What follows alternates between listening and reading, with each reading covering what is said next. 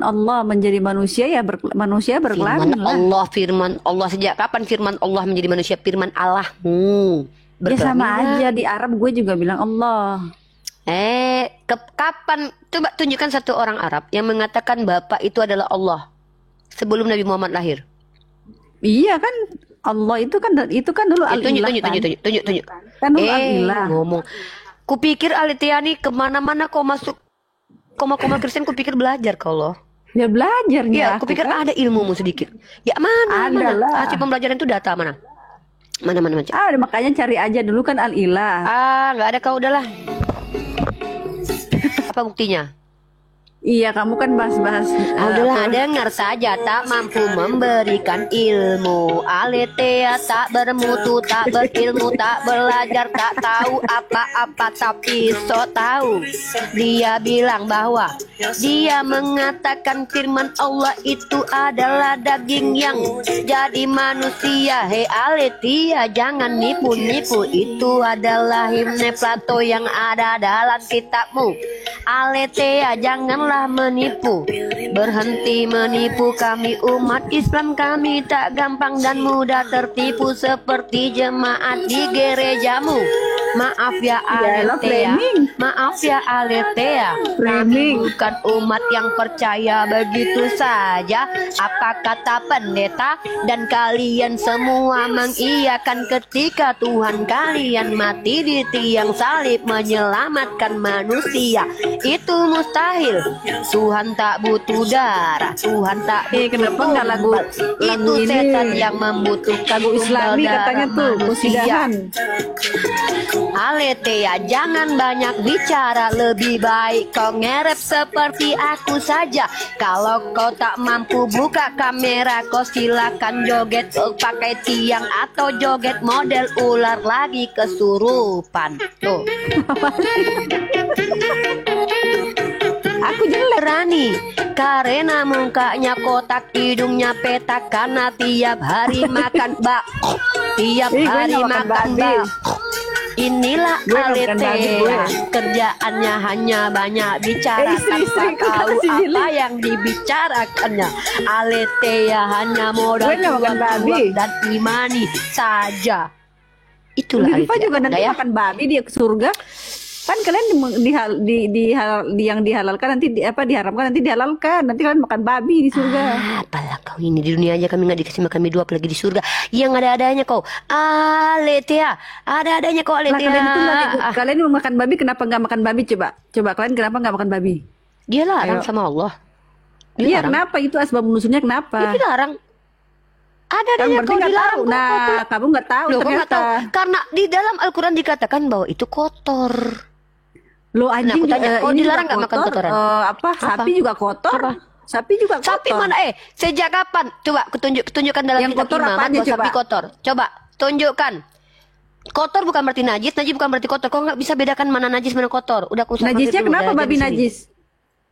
Ya karena memang makanannya kotoran.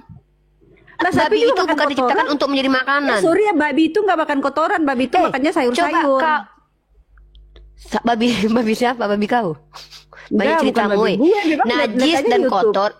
Diam dulu. Najis dan kotor tuh tidak sama. Bukan berarti setiap yang najis itu pasti kotor dan setiap yang kotor pasti najis. Bisa kau bedakan. Kalau najis ini berkaitan dengan spiritual, ini ada aturan dan perintah dari Tuhan. Kau menolak mengharamkan babi, nggak apa-apa, itu urusan kau. Yahudi dan kami nggak mau makan B2, kok kau yang paksa kami. Sementara Tuhannya orang Yahudi bukan. Ya memang kalian ini cuma ngaku-ngaku mengikuti Tuhan yang punya etis Yahudi. Makan udang. Aduh lah, makan udang. Apalah kau ini? Coba nonton Kumailah Rahmat deh. Diam kau, turun kau, nggak jelas kau. Aku mau sholat maghrib. Yang pandean mulut mengarang-arang cerita, peot. Idih, ajaran kasih kayak gini tuh. Aku yang cantik gini dibilang peot sama kau. Mengarang cerita biar naik followermu. Udahlah, kau jelaskan aja kenapa agamamu bisa dikatakan agama kasih. Bisa nggak kau jelaskan? Kau tahu nggak No Man's Land itu di Tanah Toba itu bersama penjajah loh dia. Nggak tahu kau kan? Mengarang cerita kau. Kok aku pula? Kau tanya sama dokter.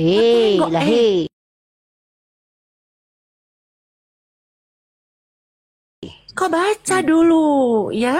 Kau baca Apa? dulu ya. Si Muhammad mengawini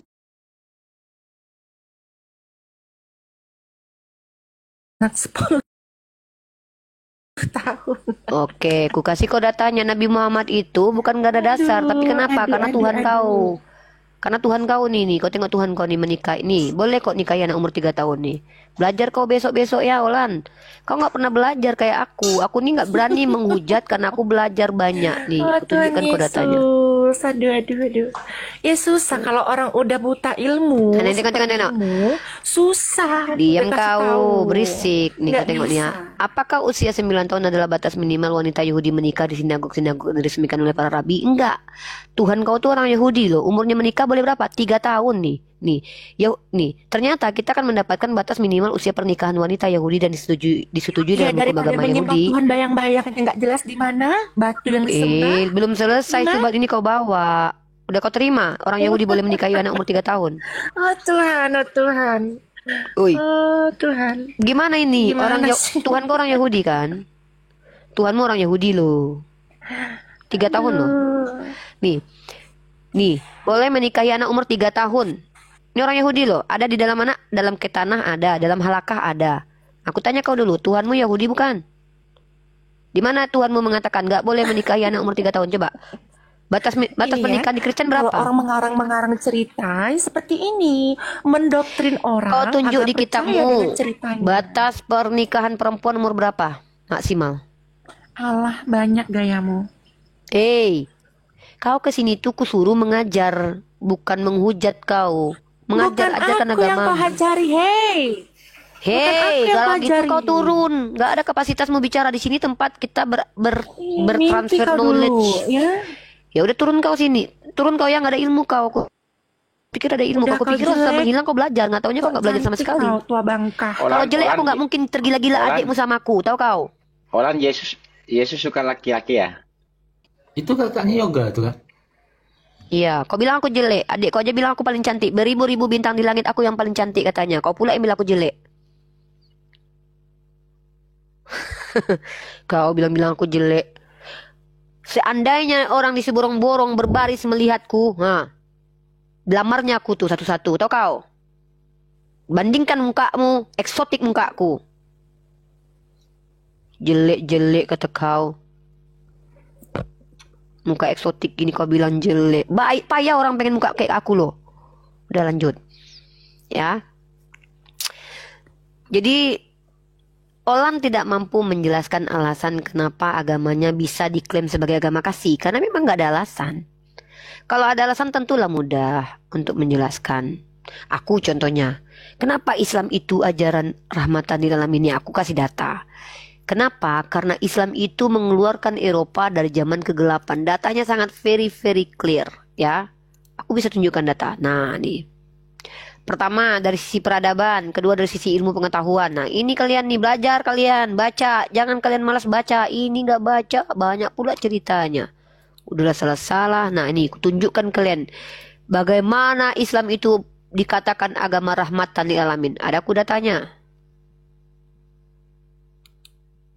Nih, kayak gini kalau diskusi itu, pakai data. Kau bilang aku jelek.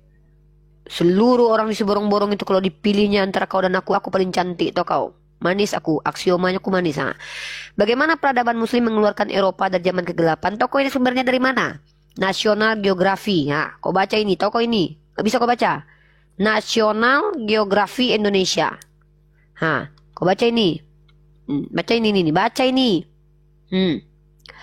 Tapi kenyataannya cerita tentang Renaissance semua hanya mitos. Ada banyak substansi sejarah yang hilang untuk mengabaikan kontribusi peradaban Islam. Renaissance sebenarnya telah dimulai sejak abad 11 sampai 12 dan itu tidak berasal dari Yunani dan Romawi. Jangan pede kalian. pada tahun 1060 Normandia menaklukkan Sisilia. Kemudian merebut kota Toledo. Sisilia maupun Toledo menjadi pusat di mana budaya sains dan pembelajaran Muslim mulai menyebar ke seluruh Eropa, menciptakan percikan pembelajaran di kalangan orang Kristen Eropa.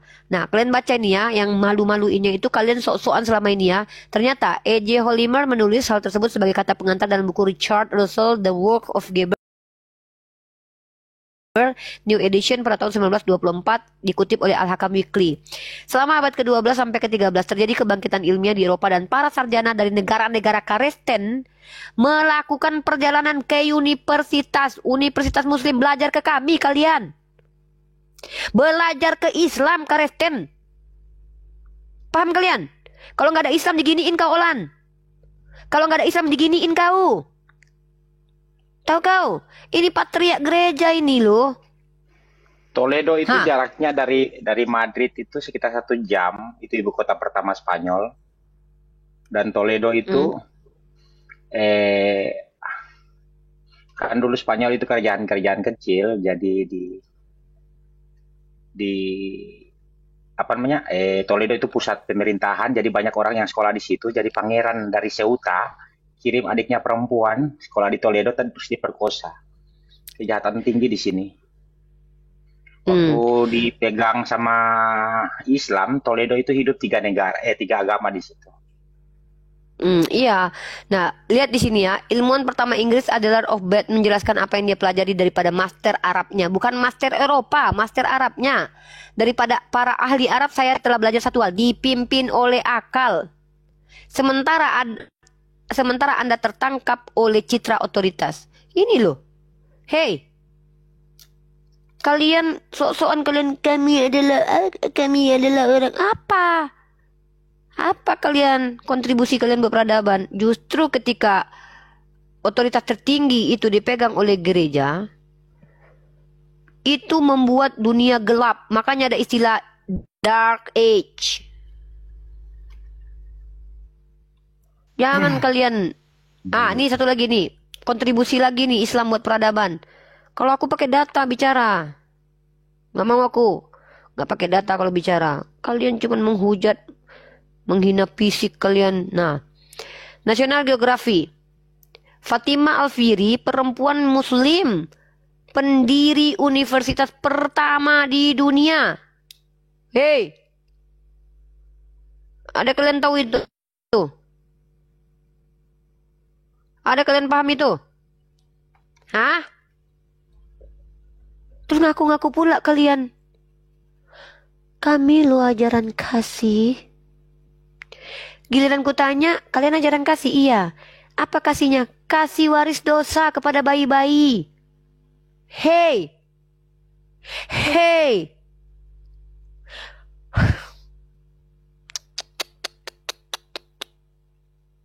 Ada-adanya kalian ini.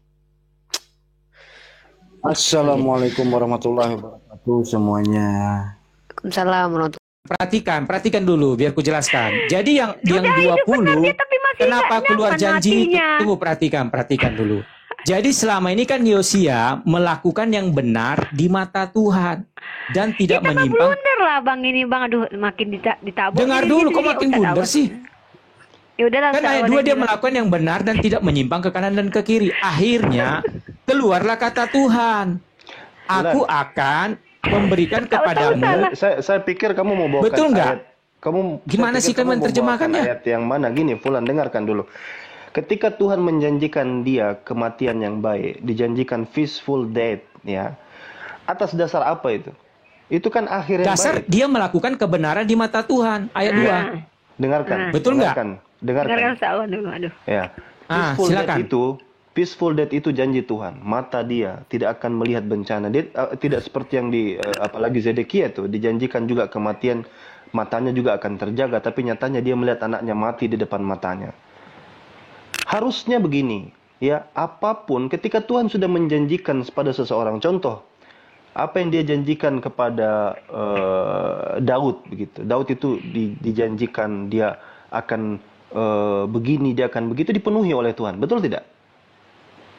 Fulan. Gini, aduh, gimana sih? Gini. dengarkan Alwan, dulu, kamu dengarkan. di sini udah kan Dengarkan. saya bilang, ayat 20 Tuhan bukan berjanji, tetapi mengasih pilihan. Iya, Waktu kita dia lagi benar di membahas mata bahasa Tuhan, doang nih loh. Kasih tahu kesempatan Ustadz Alwan, jangan kayak gitu, brother. Kami menghargai Anda. Kami di sini itu kalau konsepsi Saya- Anda kita terima kok, biarkan aja. Tapi iya betul. izin Ustadz Alwan. Iya begini kan tadi kita nunggu tadi. Dia bilang tadi ada di dalam sebelum ayat itu bercerita tentang if conditional. If conditional itu ada kata-kata Tuhan bahwa kalau kamu begini, kamu akan begini. Kalau kamu tidak begini, kamu akan begitu. Terus dia bawakan ayat tadi kan. Kita baca di situ kan tidak ada di situ. Dia Apa nggak ada? dia ceritakan itu bahwasanya Yosia itu orang baik gitu. Malah blunder lagi. Kalau memang Iya. begitu, Tuhan berarti nggak tahu yang akan Berarti- terjadi ke depan. Iya, berarti kalau Tuhan tahu dia baik, lalu Tuhan menjanjikan ketika kondisinya lagi baik-baik saja, kenapa Tuhan tidak jaga saja hatinya supaya dia tidak usah berjanji? Ini yang jadi bahaya ini karena Tuhan mengeluarkan kata-kata janji itu kepada dia. Dan kamu bilang, sekarang pindah lagi karena kata-kata yang saya minta tidak ada, ya kalimat yang saya katakan if conditional tadi tidak ada. Sekarang kamu lompat lagi bahwa kembali lagi ke kata akan, debat lagi kita kata akan itu. Akan itu ada pilihan. di situ. Pilihan. Nah, kalau kata akan ada, kamu jadikan Tuhan pilihan, berarti nggak usah dengar apa kata Tuhan. Ketika dia katakan aku akan, kamu nggak usah dengar saja itu. Karena boleh ya, boleh tidak. Itu kan konsekuensi logisnya di situ. Ini kayak nenek-nenek lagi ngomong aku jadi akan ini, gini, aku saya tadi jelaskan lupa sedikit ya. gitu. Oh, Jadi di kekristenan itu ada Come on. free will, kebebasan. Nah, Ya, artinya gini. Tuhan ya memberikan suatu, dibilanglah sini, saya bilang bukan janji sih, suatu nubuatan kepada Zedekia. Dia katakan waktu itu, selama ini kan Zedekia benar di mata Tuhan. Karena dia benar di mata Tuhan, ya, dia memberkati si Zedekia dengan cara seperti ini memberkatinya. Aku akan, ya, dikatakan sini ayat 20, sebab itu sesungguhnya aku akan mengumpulkan engkau kepada nenek moyangmu, dan engkau akan dikebumikan ke dalam kuburmu dengan damai, dan matamu tidak akan melihat segala malapetaka yang kudatangkan atas tempat ini. Lalu mereka menyampaikan jawab itu kepada raja. Jadi, karena dia benar di mata Tuhan, dia melakukan berkat itu kepada Zedekia. Ini bukan ya kan? Setelah itu tetapi dalam perjalanan waktu kan ada pilihan itu. Zedekia menyimpang dari sesuatu yang sewaktu itu dia baik, tapi dia berubah hidupnya. ada Maka pilihan itu dia itu mati kamu yang menggenaskan. Enggak, Luan. Ada pilihan itu kamu yang tambahkan. Aneh Barang gitu. siapa Kita yang tarik dari menampai ayat firman 2, Tuhan. Alwan. Betul Ada, enggak? ada pilihan itu muncul tiba-tiba ketika kamu tidak tahu gimana cara ngejawab soalan ini. Di situ kemudian janji, kamu katakan begini tadi, itu bukan janji, saya nggak mau bilang janji, itu nubuatan. Kalau begitu nubuatan Tuhan nggak mesti terjadi gitu. Kan jadi blunder juga ujung-ujungnya. Kamu bilang janji, kamu bilang nubuatan, itu kalau sudah terdapat pada sisi Tuhan, itu sesuatu yang harus terjadi. Gitu logika berpikirnya, Bung, ya. Dan ini pun sebenarnya ini kalaupun kamu pertentangkan, tadi saya akan mau kasih contoh banyak, puluhan lagi yang kamu mau berdansa kayak gimana lagi kalau misalnya contoh kayak Tuhan menjanjikan Daud dan Salomo kerajaannya tidak akan pernah berakhir. Jawaban kamu gimana itu kalau itu? Itu belum, nantilah saya belum bahas semua itu. Jadi ini dulu kita bahas gitu. Iya, ini saja yang ringan-ringan dulu pun saja masih susah kamu untuk eksegesis dia dengan baik. Kamu rubah kata akan, kamu jadikan janji itu menjadi pilihan. Begitu caranya itu. Jadi kamu itu ingin kitab suci mengikuti kata-katamu. Jadi gini Alwan, sedikit ya. Di sini. Jadi Tuhan memberikan pilihan kepada Yosia. Kan sekarang kan si Yosia ini apakah dia melakukan apa yang diperintahkan Tuhan? Arti kan dia pelakunya. Sebentar. Berbeda yang tadi itu bahwa Allah yang berjanji kepada bangsa Israel, yang melakukan itu kan nanti kan Allah sendiri jadi subjeknya. Paham tidak? Udah diulang itu udah diulang dari Ya, tadi. maka itu. Mungkin sekitar 3 kali Ya udah lah sekarang ya. si Oke lah. Haim aja lah. Enggak. Saya mau ngasih tahu sama Anda sebagai seorang saudari CNKRI beda iman, tapi karena saya takut Anda kenapa-napa, saya cuma mau bacain firman Tuhan Anda ya. Nih, Amsal pasal 30 nomor 6. Jangan menambahi firman Tuhan supaya engkau tidak ditegurnya dan dianggap pendusta. Saya cuma ngasih itu aja ya. Ya, oke. Si Haim ya.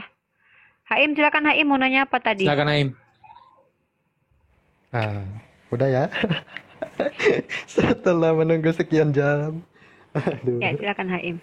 Oke, aku Siapa? mau ngelurusin yang tadi aja yang Uni Yang mana? Rifa bawain tadi di Samuel ya tadi. Samuel berapa? 1 Samuel 15 ayat 33. 1 Samuel. Yang tadi ada kata cincang. 1 Samuel berapa? 15 ayat 33. 15 ayat 33. Oke. Tetapi kata Samuel, seperti pedangmu membuat perempuan-perempuan kehilangan anak, demikianlah ibumu akan kehilangan anak di antara perempuan-perempuan. Sesudah itu Samuel mencincang Agag di hadapan Tuhan di Gilgal. Apa yang mau dijelaskan? Iya, jadi dalam bahasa teks Ibrani aslinya nggak ada kata cincang sebenarnya. Nggak ada kata cincang. Oke. Iya, jadi ini yang nambah-nambahin ya Samuel 15:33. translate-nya gitu. 1 Samuel. Nah, ini makanya ya, teman-teman, tapi kita cek dulu benar nggak? Soalnya kita nggak mau juga, kita nggak gampang percaya. 15:33. Di situ ada kata Nanti kita bahas lagi sama Ustadz. Vayeser. Bentar ya, bentar dulu. Iya. Tanya.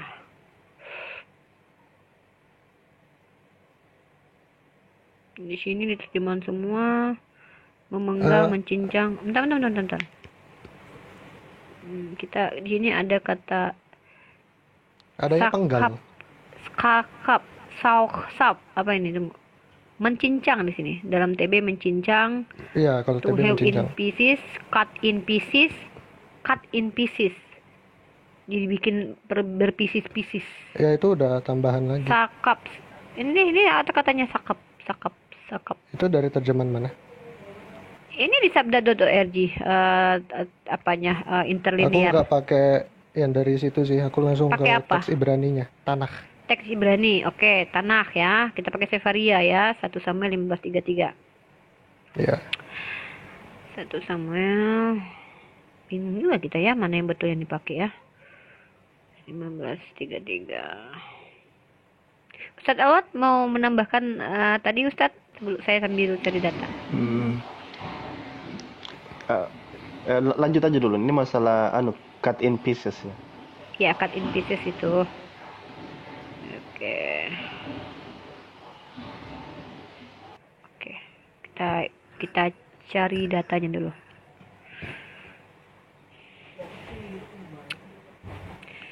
Saya lagi loading ya, sorry.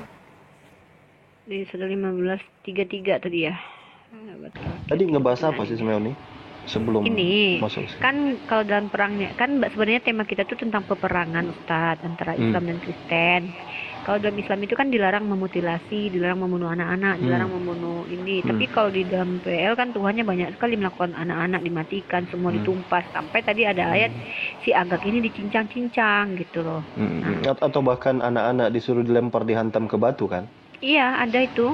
Anak dilempar ke batu. Nah, terus di sini menggunakan kata kat Agag. Kan di sini N Samuel kat Agag. Yang Seferia aja bikin ini loh, Haim. Mau pakai apa? LA itu sudah pakai di sini loh. iya bahasa Ini loh. Hebrew Ibrani. And Samuel cut Agag down before the Lord at Gilgal. Aku pakai ini Westminster Leningrad Codex. Soalnya yang ada nikut itu. Oh, nggak bisa gitu. Sebentar ya, coba aku lihat yang lain. Cut Agag di sini.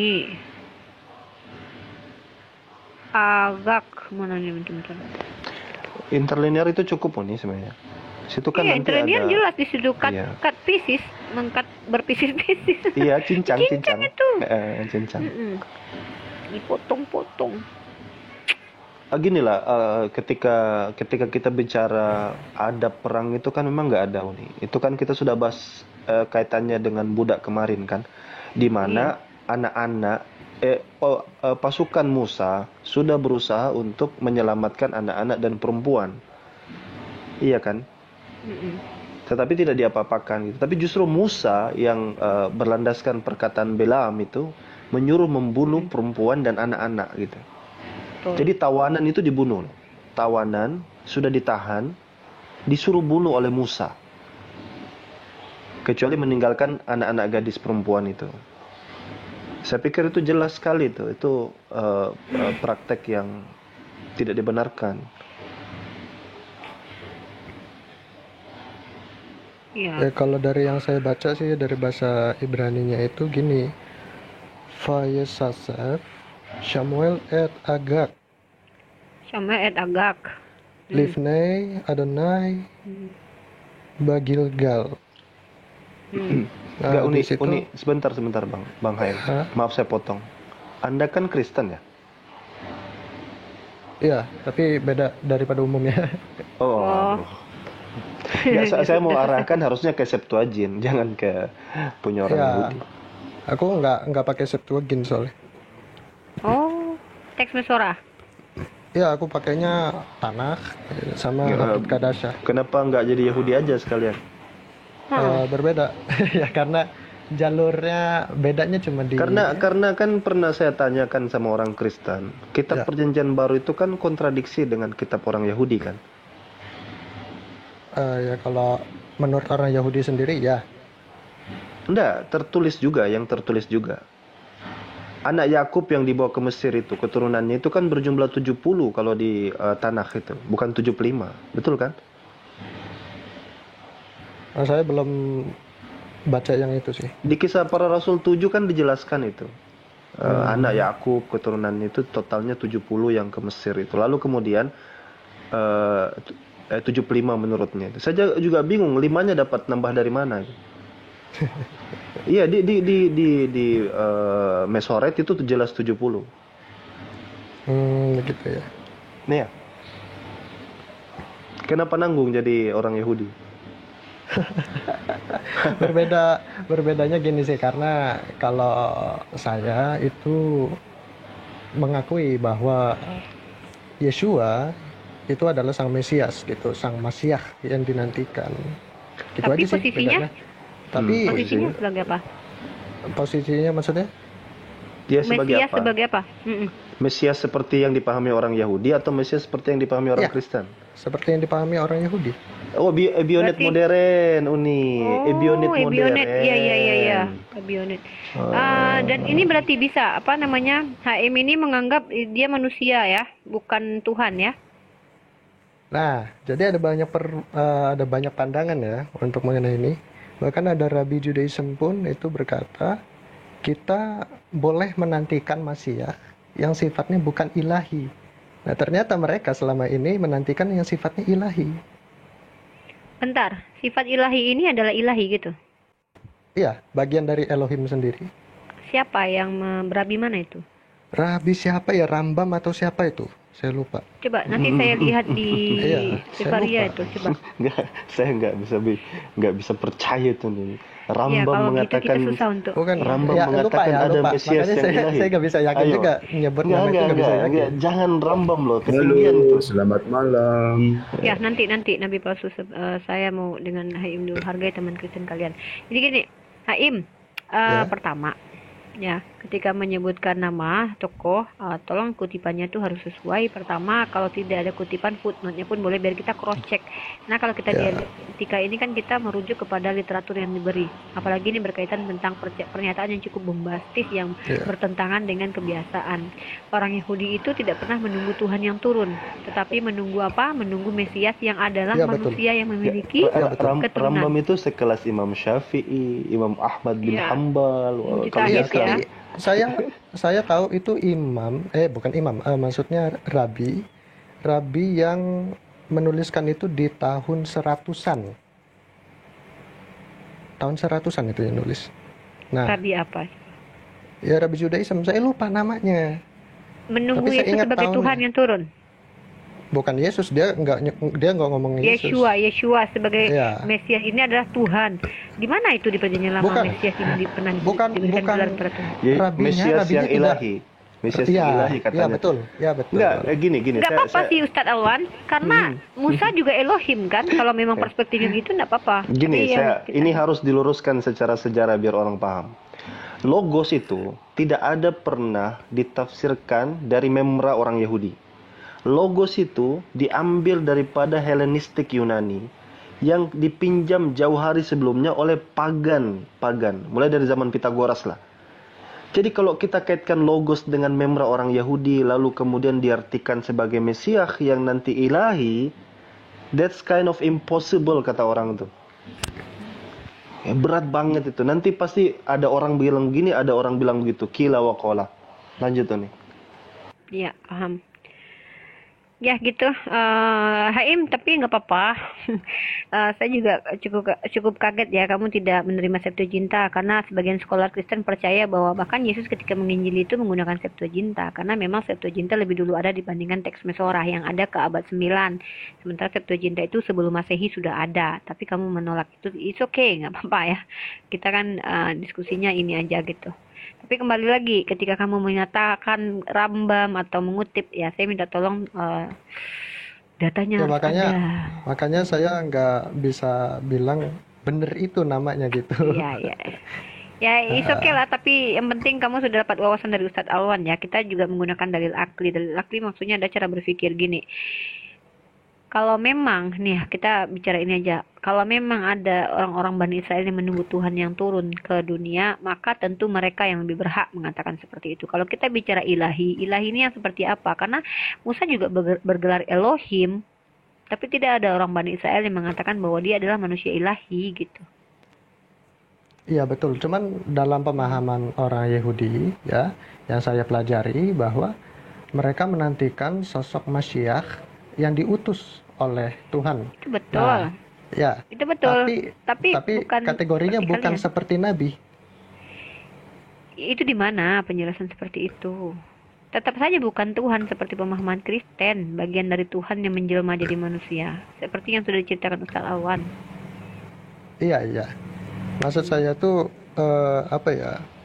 Yang saya pahami dari selama ini yang saya pelajari bahwa ternyata orang Judaism itu ada juga yang menantikan bahwa Masyiach yang akan turun itu bagian dari ilahi.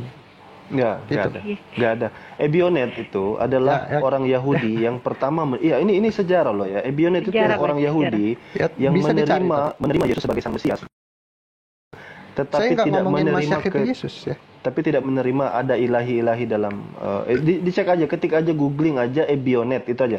Orang Yahudi, kaum Yahudi yang menerima Yesus sebagai Mesias, Ebionet. Tetapi mereka tidak ada unsur ilahi di dalam Yesus itu sendiri. Nggak ada. Itu by historis. Googling aja kalau nggak percaya. Tapi apa barusan dia bilang ini? Saya tidak mengatakan bahwa Mesias itu Yesus. Maksudnya gimana nih? Maksudnya yang dikatakan oleh Rabi tersebut itu dia tidak merujuk kepada Yesus. Enggak. Dia ngomongin sosok Masyiach aja. Gitu. Dan yang masih belum diketahui siapa. Mesias itu adalah gelar untuk orang-orang yang diurapi dalam bahasa Indonesia. Saya nggak ngerti kenapa harus pakai diksi urapi ya. Orang yang dipilih, dibalurkan badannya dengan minyak, dan itu bukan cuman Daud, tetapi juga bahkan tugu batu pun diurapi, disucikan. Nah, artinya secara tradisi kita tahu bahwa yang namanya Mesias itu tidak ada yang Tuhan, tapi semuanya adalah makhluk Tuhan. Nah, orang yang paling berhak mengatakan bahwa Mesias itu Tuhan atau tidak tentu orang Bani Israel. Nah, maka ketika kamu mengatakan ada Yahudi yang menunggu Tuhan turun jadi manusia terus gelarnya Mesias, ya harus ditunjukin datanya, brother. Ya, nanti saya cari deh ya datanya. Ya. Dan itu pun tidak merepresentasikan kebenaran Bani Israel. Sama kayak gini, ada 1000 orang Bani Israel, tiba-tiba ada satu yang melehoy ya kan, itu tidak merepresentasikan kebenaran. Ya, tapi ini saya ingat betul ini Rabi yang cukup terpandang sih. Soalnya di masa nanti 100... kita tunggu aja datanya sebagai wawasan kita juga ya. Oke, siap. Tapi kamu menganggap Yesus mati di tiang salib menebus dosa? Iya. Kenapa mengingatkan dahi? Kenapa mengingatkan dahi Uni? Kenapa? Karena gini, Ustaz. Kalau dia menggunakan teks Mesorah, Iya kan? Dia tidak percaya Septuaginta karena antara teks Musora dengan Septuaginta yang sangat krusial perbedaannya lah tentang perkataan Tuhan. Dalam teks Septuaginta kan ada perkataan ini. Aku Tuhan bukan seorang duta, tapi akulah, kan ya Yesaya 12 ya. Tiba-tiba di teks Musoranya tahu nggak apa? Malaikat Tuhan di situ. Iya, Terus tiba-tiba dia percaya bahwa ya dari kitab apa namanya LAI juga, ya itu kan ngambil dari Septuaginta ya. LAI itu tidak konsisten, brother. Yang mana yang ya, enak, ya. mana yang bagus berdoktrin diambil. Ada dua kan, teks Mesora dengan Septuaginta itu kan berbeda. Saya bisa buktikan, saya punya materi itu dan lengkap. Ngomong-ngomong, udah pada Giliran tahu belum Hosea siapa contohnya. yang Hosea contohnya. Ustaz sering pernah kita bahas itu Ustaz ya. Iya. Hosea pasal 11 ayat 1. Hosea pasal 11 ayat 1 nih saya kasih kamu ya. Contohnya ini kita contoh, tapi kita tidak mendiskusikan ini ya karena saya tahu takutnya kamu tidak siap.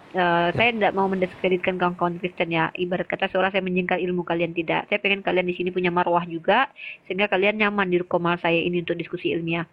Saya butuh teman-teman yang teman diskusi, bukan butuh penghujat di sini, oke? Nah, kamu kalau buka dalam teks Mesora Hosea pasal 11 ayat 1 itu, ya, ketika Israel masih muda aku kasihi dia dan dari Mesir ku panggil anakku itu. Di situ rujukannya apa? Israel, bukan anak-anak Israel. Tapi kamu tahu nggak kalau dalam Septuaginta? Dalam Septuaginta itu merujuk kepada anak-anaknya Israel. Nah, tiba-tiba LAI, kita perjanjian baru, ya, Matius pasal 2:15 itu mengambil apa? Mengambil teks Mesora yang belum ada pada waktu si Matius menulis kitab. Teks Mesora itu belum clear. Iya. Teks Mesora itu belum ada. Itu di abad ke-9 baru adanya. Sementara yang ada pada waktu itu Septuaginta. Harusnya kalau si Matius ini orang yang menggunakan Septuaginta, dia harusnya merujuk kepada Septuaginta apa? Menggunakan dari Mesir ku panggil anak-anaknya. Anak-anak siapa? Anak si Rahel sama Israel. Tiba-tiba dalam Matius pasal 2 nomor 15 kok malah diambil anakku. sama anakku, mengambil teks Mesora yang baru selesai di abad ke-9. Nya nggak aneh nih, mengutip kitab yang belum ada itu. Iya, iya. Makanya aku bilang LAI itu mana yang enak? Mana yang enak? Maksudnya kalau ini menguntungkan ambil Septuaginta. Kalau teks Mesora menguntungkan ambil teks Mesora gitu. Tidak cuma itu, di perjanjian baru juga begitu teksnya. Misalnya betul. di sana ada MSS kan, MSS kita tahu itu majority, teks majority. Lalu ada teks yang sedikit tapi berkualitas, dia lebih dekat ke abad 4 gitu kayak Sinaiticus, Vaticanus. Si LA ini itu dia nggak pernah cerita dia ngambil manuskrip yang mana, dia ambil yang dia suka, yang kira-kira nggak kontradiksi. Iya. Jadi nggak konsisten. Orang itu kalau dia pilih yang misalnya kritik teks, berarti dia ngambil yang lebih dekat sama TKP kan, taruhlah abad keempat. Ini dia campur nih, kadang-kadang majority, kadang-kadang salam. Iya, harusnya itu nggak fakta, boleh harusnya. Iya, fakta itu. Ngomong-ngomong, pada tahu nggak siapa pencetusnya LAI? Belanda ya, orang Belanda itu semua. Enggak, bukan. Silakan brother, kalau punya wawasan di sini kita terbuka untuk saling transfer knowledge dan transfer coba attitude, dicari brother. namanya Abdul Qadir Munshi. Wah, bukan. Itu katanya ada, ikut. Iya, itu gini, ini saya luruskan. Ya. Saya ingat kata itu. Katanya dia ikut menerjemahkan. Sebelumnya di abad 17 itu ada sebelum diterjemahkan yang pertama kali itu ada sosok Belanda, siapa namanya? Van siapa tuh? Jadi itu sudah diterjemahkan duluan. Nah, cuman ada narasi yang sekarang dibangun itu seolah-olah itu ada orang Muslim di sana yang menerjemahkan itu. Itu tidak benar itu. Coba dikaji lagi bang, sejarahnya. Saya tahu itu nama yang disebutin barusan itu. Oke, siap. Jadi bahkan jauh hari sebelum itu, entah puluhan tahun itu sudah ada versi terjemahan orang Belanda. Itu dilanjutin. Oke. Gimana, ada lagi my brother Haim UL, ada lagi tadi yang mau dibahas apa aja ya? diajukan tentang perang dalam Islam dan Kristen. Ya, terus abis itu tadi lanjut kemana tuh? Itu tetap di situ kita. Tema kita sebenarnya itu aja. Saya pengen fokus karena di sini banyak ayat yang mau saya bahas ya. Mungkin buat kamu, saya ini tadi membaca Bible dan membaca Al-Quran dan membandingkan dua ayat. Pertama ya, pertama itu Tuhan menggunakan hati, Musa menggunakan hati Tuhan tadi tuh. Tuhan menjadi penasehat, Musa menjadi penasehat. Ya, itu agak rancu saya. Maksudnya sorry ya kalau saya baca ayat itu saya agak bingung dengan ayat itu gitu. Soalnya Tuhan tidak punya pendirian gitu, harus dikukuhkan sama manusia gitu. Kemudian tentang ayat perang ya, yang menarik yang ingin saya bahas itu adalah ketika teman-teman kita Kristen ya, selama ini itu menuduh agama Islam agama yang kejam, perang segala macam. Tapi kalau kita lihat justru Tuhannya teman-teman Bani Israel itu gelarnya itu adalah perang dewa Tuhan yang hero dalam berperang gitu. Atau kemudian Tuhan tuh balas dendam untuk berperang, membalaskan dendam Bani Israel. Ya, bahkan Tuhan sendiri ikut berperang. Ada sejarahnya bahwa orang-orang Tuhan ikut berperang tuh, Keluaran 14. Ada sejarahnya juga orang-orang Kanaan itu ketika melihat Bani Israel datang ke tanah Kanaan, itu mereka melihat, wah ini mereka ini siapa ini Tuhannya? Gitu. Ternyata nama Tuhan itu YHWH gitu. Mereka bangun patung dengan nama YHWH dan mereka jadikan itu dewa perang. Itu ada datanya. Ya, itu literasinya kita butuh sebenarnya ya. Saya butuh. Cuman kalau saya lebih ke sumber primer kalian aja. Di sini gini loh, saya membantah teman-teman saya yang Kristen yang selama ini tuh mohon maaf ya, klaim bombastis bahwa Tuhan kami itu beda dengan Tuhan kalian. Tuhan kami Maha Pengasih. Tapi tadi justru saudara Fulan melegitimasi bahwa memang Tuhan begitu memilih. Jadi mohon maaf, saya pikir kayak saya nggak tahu ya kalau konsep esensi ketuhanan bagi kalian itu Tuhan itu seolah-olah punya sifat yang jahat di perjanjian lama terus berubah di perjanjian baru, atau Tuhan Bapa lebih baik daripada Tuhan Anak lebih baik daripada Tuhan Bapa, atau Tuhan tuh suka-suka dia karena dia. Makanya ketika Fulan menjelaskan tadi bahwa ya Tuhan telah memilih Bani Israel karena keselamatan datang Bani Israel karena nanti akan lahir Yesus. Nah seolah gini loh ya, konsekuensi logiknya adalah semua gara-gara Yesus. Gara-gara Yesus bakalan lahir dari Bunda Maria yang ada keturunan Bani Israel, makanya Bani Israel kalau seandainya salah dibiarin, dihukum, tapi nggak dibinasakan, tapi yang lain dibinasakan. Tuhan memerangi itu. Tuhan berperang untuk siapa? Untuk Bani Israel. Dalam kitab kalian tertulis.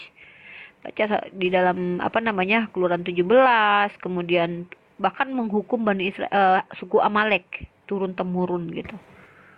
Seperti itu sih. Tapi ya sudahlah ya. Karena begini, room saya ini kan room counter dan juga transfer materi-materi lah yang ingin kita bahas.